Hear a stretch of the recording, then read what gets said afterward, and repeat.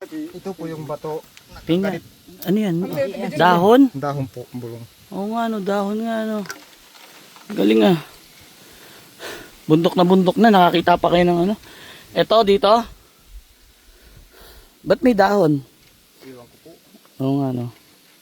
Ano to, gagawin CR? Gagawin CR? Gagawin yung CR? Baka gawin na siguro si Ar. Wala kami alam dyan eh. Gawin CR.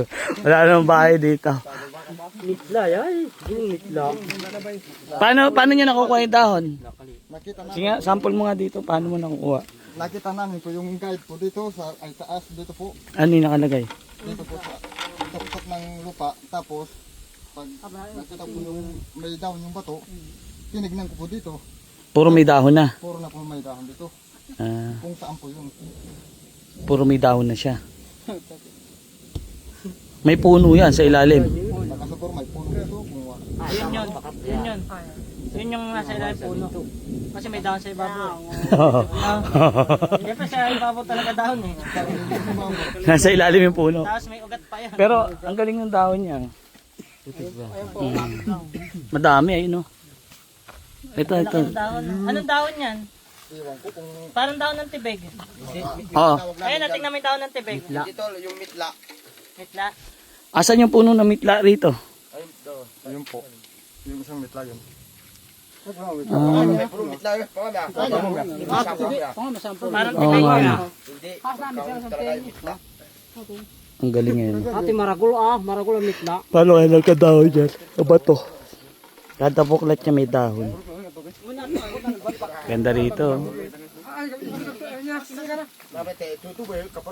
Ayun, yun dahon ng mitla yan. Banaba. Oo. Ay sakto yan. Hindi, yun sa isa. Maragul yung bata. Marami batas anak-anak yan. Malaki pagitan. Oo. Ate na di maragul ang mitla siya. Ano ibig sabihin niya pag may dahon? May puno. Ibig sabihin pag may dahon, may puno. Pero ang galing ngayon, no? Ano nakalagay na puno rito? Wala. Nakita mo lang dyan, may nakalabas sa bato.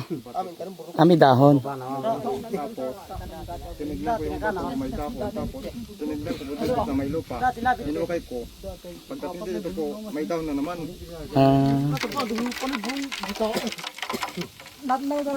Galing ngayon, no? Siyempre gawa ng ano yan, ng tao. Kaya nagkaroon ng dahon. Kasi mga bato to eh. Matitigas sa bato yan.